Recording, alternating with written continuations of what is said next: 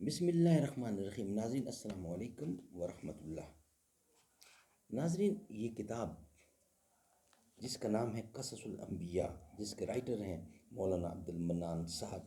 اس کا episode number 1، وی log number 301 اور page ہے 327۔ ناظرین 327۔ ناظرین، قصص الانبیاء ایسی کتاب ہے جس کے اندر حضور اکرم صلی اللہ علیہ وسلم سے لے کر حضرت آدم علیہ السلام تک انبیاء کرام، تمام انبیاء کرام کے سچے قصے، سچے واقعات قرآن و سنت کی روشنی میں، قرآن و حدیث کی روشنی میں لکھنے والے ہیں رائٹر مولانا عبد المنان صاحب رحمۃ اللہ علیہ۔ ہم آپ تک پہنچاتے ہیں روزانہ کی بنا پر کم از کم ایک ولاگ، اس نیت سے، اس امید سے، اس آس سے، اس یقین سے کہ آپ خود بھی سنیں گے اور دوسروں تک پہنچائیں گے۔ ناظرین،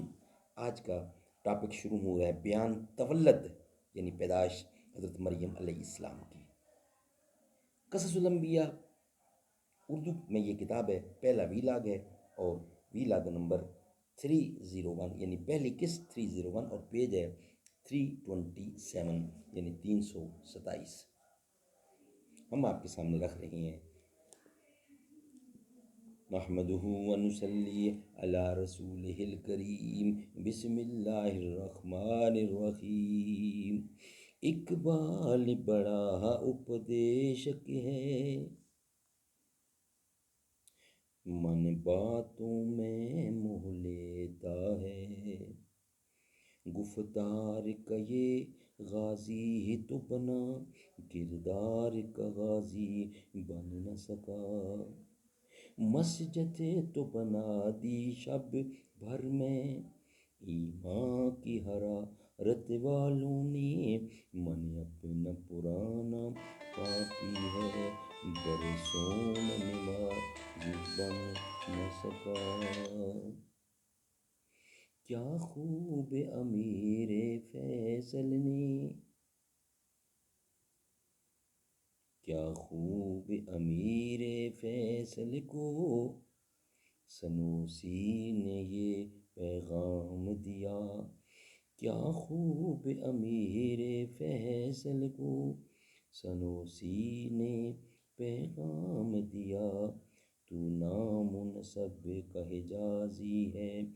پر دل کا حجازی بن نہ سکا، تر آنکھیں تو ہو جاتی ہیں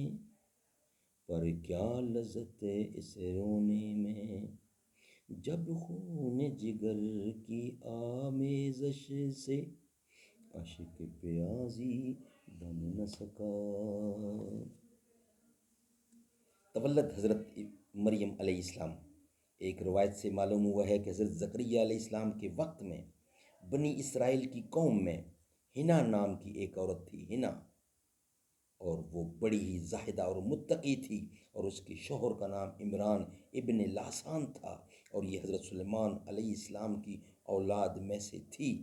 اور یہ بھی بذریعہ روایت معلوم ہوتا ہے کہ اس ہنا عورت سے پہلے ایک بیٹی پیدا ہوئی تھی اور اس کا نام اشیاہ تھا، اور وہ حضرت زکریا علیہ السلام سے بیاہی تھی، اور بعض روایتوں سے معلوم ہوتا ہے کہ ہنا کی بہن سے حضرت زکریا کا بیاہ ہوا تھا۔ غرض ہنا جب آخری عمر میں حاملہ ہوئی تو وہ بیت المقدس میں جا کر خدا کی بندگی میں مشغول ہوئی، اور پھر نظر مانی کہ یا رب، میرے پیٹ سے جو لڑکا ہوگا وہ میں نے تیری نظر کیا تاکہ وہ اس بیت المقدس کی خدمت کرے اور ہمیشہ تیری یاد میں لگا رہے اور وہ دنیا کا کوئی کام نہ کرے۔ چنانچہ حق تعالی سبحانہ فرماتا ہے، اذ قالت امرات عمران رب انی نظرت لک ما فی بطنی محررا۔ ناظرین، ترجمہ: جب کہا عمران کی بیوی نے کہ نام اس کا ہنا تھا،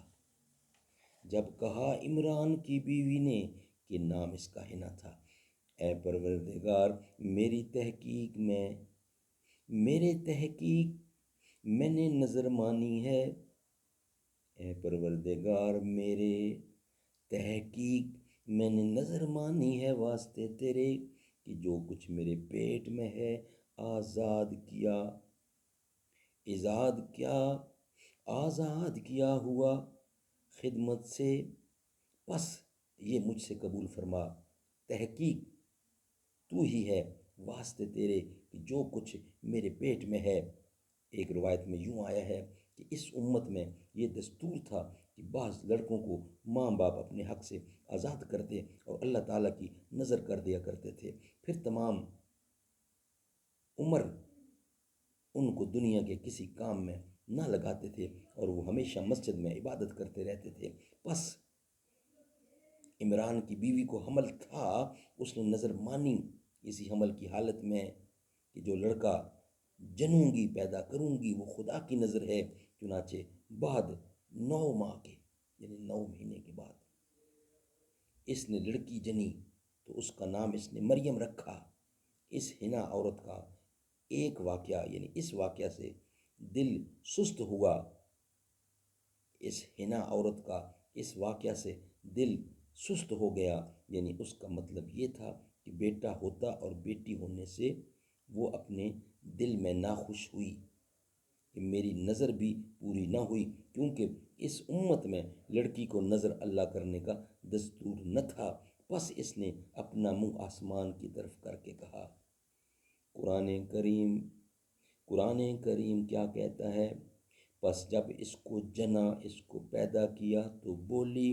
اے رب میں نے یہ لڑکی جنی اور اللہ کو بہتر معلوم ہے کہ جو کچھ جنا اور نہیں ہے مرد ماند عورت کے، تحقیق میں نے نام اس کا مریم رکھا، اس کو میں تیری پناہ میں دیتی ہوں اور اس کی اولاد کو شیطان مردود سے بچا۔ پس ندا آئی، آواز آئی، اے حنا میں نے قبول کیا۔ سبحان اللہ۔ مریم کو اگرچہ وہ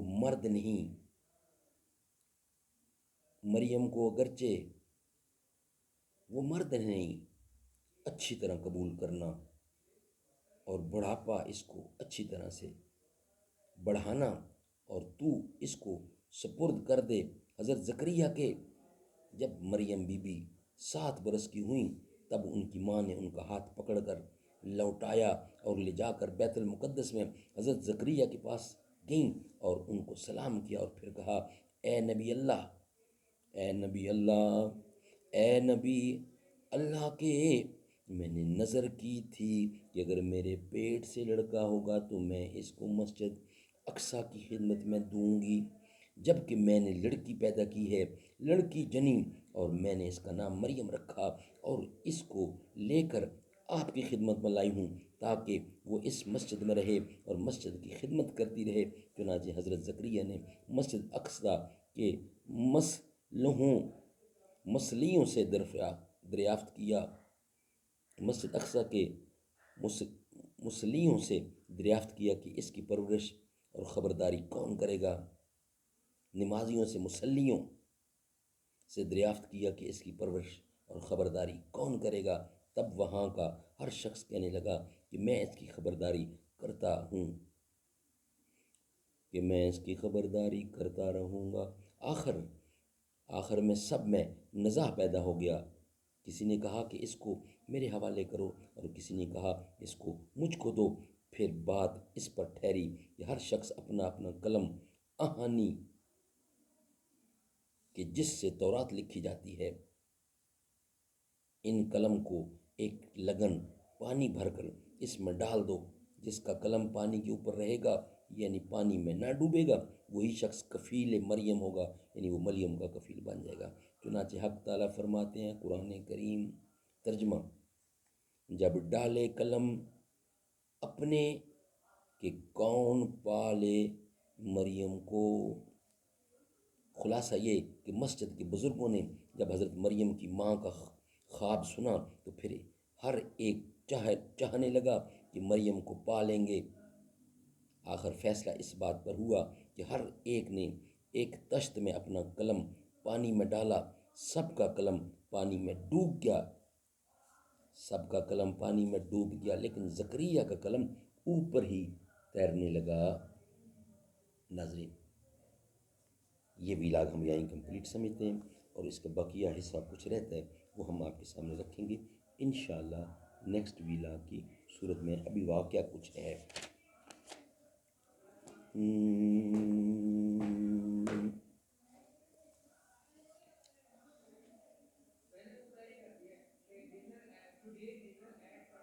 سدرۃ المنتہا، راہ گزر میں تیری، قاب قوسین گرد سفر میں تیری، تو ہے حق کے کریم، حق ہے تیرے کریم، اے رسول امین، خاتم المرسلین، تجھ سا کوئی نہیں، تجھ سا کوئی نہیں۔